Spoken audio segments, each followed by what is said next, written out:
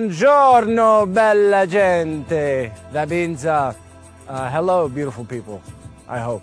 Well, what sticks out to you the most about episode 503 and something you're excited for everybody to see? 503, things start getting real.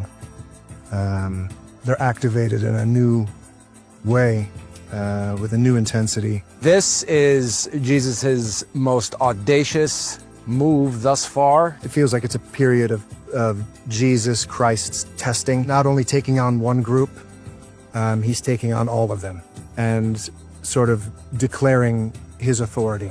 By whose authority do you do this?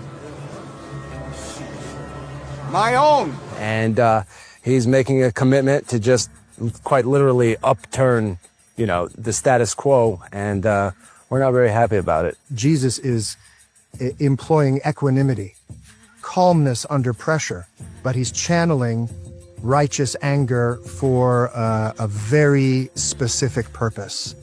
And we get to see that in a beautifully epic way. Atticus is watching this and seeing a different potential threat. It's now become physicalized.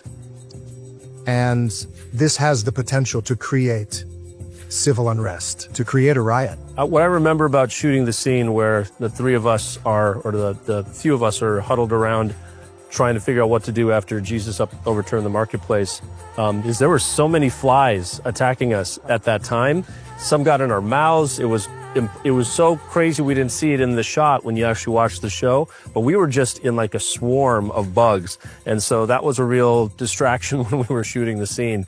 But I do remember it was a lot of fun just to go toe to toe with all of you have Shimon there, you have Yusuf, you have Dunash, you've got Yanni, you've got Gedera, and you got Shmuel, and you got Zebediah. So we're all standing around figuring out what to do.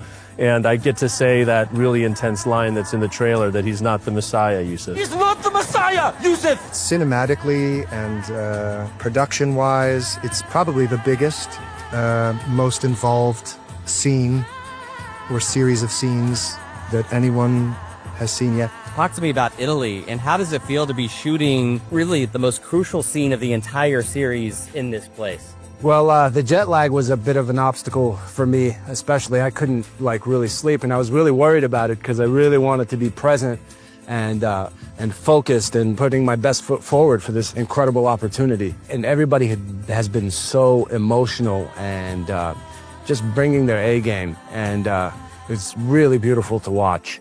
For me as an actor, environment is everything. I often, show up early and sort of get my hands in the dirt, ground myself in the space because it's so informative for this actor. And here, the third oldest city in the world, you can sense it, you can feel it, you can smell it. Adds a layer of reality and grounding and authenticity and support. And I didn't know until I got here. It's absolutely necessary, and I'm honored to be here. A lot of times as human beings, when we're emotional, it lasts for a few minutes or a few hours or something, and then your body can recover.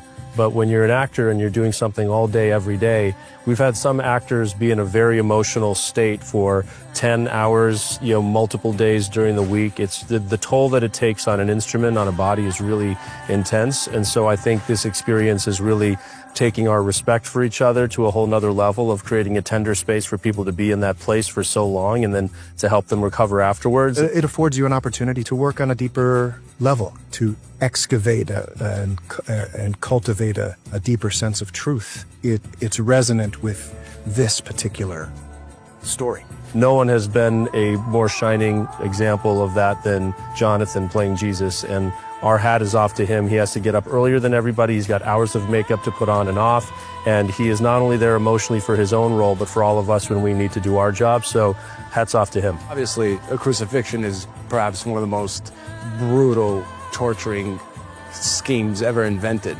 But it's so bad that even pretending to do it is torturous. I mean, you could just see him going through it, and with composure and poise and a professionalism that's really enviable and beautiful to watch. Well, I do want to do a shout out to Dallas, because on the day before we started filming, he told us it was going to be a tough few weeks and that he was going to ask for our grace and our patience.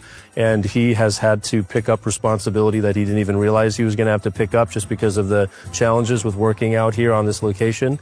And so he has not only stewarded the ship so incredibly gracefully, but he's taken the time to acknowledge and care for everybody's emotional journey along the way.